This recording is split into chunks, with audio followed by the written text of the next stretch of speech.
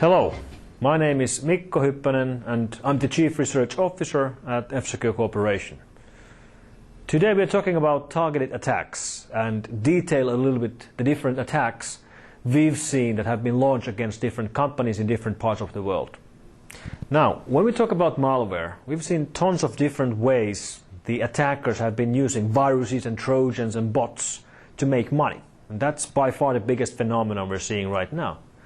And the methods of making money with different types of malware ranges all the way from building botnets to send out spam and phishing emails to stealing people's personal details, their credit card numbers, their passwords, or collecting email addresses from people's computers to sell them to spammers, stealing access to online financial organizations, even things as weird as stealing access to online games, for example online poker games, to steal people's online poker playing money, or steal accesses to online games like World of Warcraft to steal people's gold and swords and sell them on eBay.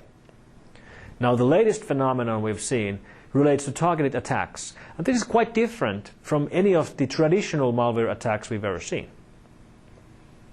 In a traditional scenario, where an attacker is spreading malware, he's typically trying to spread it as far and as wide as possible.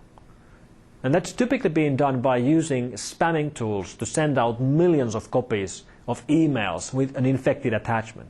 It could be thousands or hundreds of thousands, or literally millions of mails that we've been seeing in these spam runs. And when such a spam run is underway, obviously people get infected and get copies of such a mail all over the world. And it's natural that when such a big phenomenon is happening, it's fairly easy for us antivirus companies to get a copy of such malware.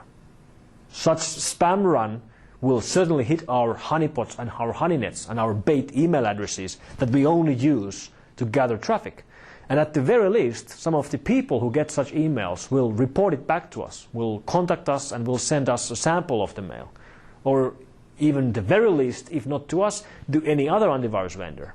And this means that we will be getting a copy of such new malware to our labs. So we have a chance to analyze such a traditional piece of malware and put out an update, which will then protect not only the users who received the malware in the first place, but also any other user of that particular antivirus system. This is the way it used to work. Unfortunately, the bad boys know this too. And that's what they're now playing to their advantage when they're doing targeted attacks. In targeted attacks, they are not spamming out millions of infected emails. Instead, they might be sending out 3 or 5 or even just one email with an infected attachment. And this means it will only hit one organization in the world.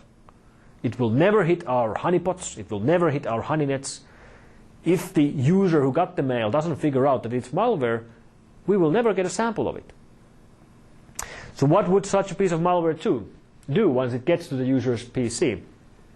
If the user gets the attachment and runs it, and we'll get into that in just a moment why they would run it, but if that happens, the piece of malware typically would take over the individual end user's computer, hide the infection by using rootkit hiding techniques, and then give access back to the attacker on the infected machine.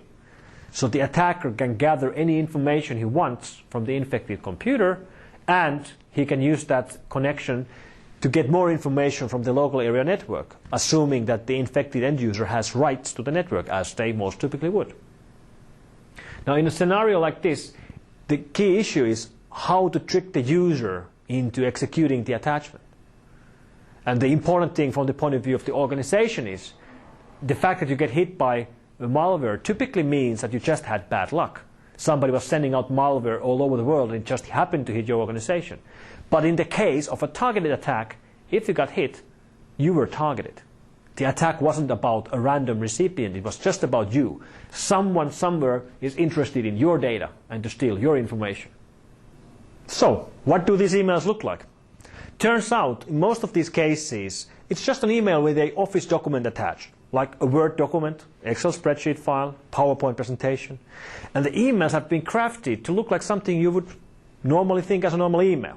So in the cases we've worked with, we've seen emails in different countries written in the local language, talking about the targeted company's real projects, real people, naming contact persons, talking about projects by their names. So we're talking about cases where the attackers have gone to considerable length to do information gathering before the attack, to get the information about who knows what are they working with, who should we be targeting, what language are they using. And then just imagine yourself receiving an email like that. You get an email from someone else in your organization, written in your local language, talking about projects you work with every day, with a Word document attached to it. Would you open it? Well, most people would. And that's the trick they're playing with. The emails themselves, of course, have been sent from the outside, but they've been spoofed to look like they're coming from inside. Or in some cases, the emails have been sent from partner companies, from a company that really works with the targeted organization. And this all tells to us that what's happening here is really high-level spying of some sort. Obviously, somebody's putting in considerable effort into stealing information from other companies. And we actually think there probably are several different groups behind these. But that's pretty much where our tracks end. We don't really know where they're operating from, for example. Here's one of the known public cases of such targeted attacks. We unfortunately can't go into much details with the cases we worked with or the type of organizations that have been targeted for obvious reasons. But here's one case which happened in end of 2005, which has been discussed publicly in the media. This case included a Word document being sent out to random recipients, mostly to US government email addresses. And the email was spoofed to look like it was coming from Washington Post, the magazine. It was talking about MOFCOM IPR report, English version of an IPR report, which probably is something that most people wouldn't be too interested in. We assume IPR here stands for intellectual property rights. So this was most likely just targeting the few recipients who actually were working with IPR-related things. So we can only guess that somebody was trying to steal IPR-related information. Now, these cases are very serious, but we really haven't seen huge numbers of them. Over the last year and a half that we at F-Secure have been following these cases, we've only worked with less than 20 companies all over the world that have been targeted like this. Of course, many of the organizations might never know that they've been hit. But even if we just talk about 20 companies, that's just a very small dip in the huge ocean. Most companies will never see an attack like this. But if you do, it's obviously a very big problem. It's sort of like a nightmare scenario. Companies that we know have been targeted have been pretty much all over the world in different countries. And one thing that we've seen over and over again is that a few of these rebouncing domains, which are hosted somewhere in China, have been used in these attacks. These are DNS rebouncing services where anybody can register a new host name and tell the machine to point that host name to a certain IP address. And this is an easy way for the attackers to hide their tracks.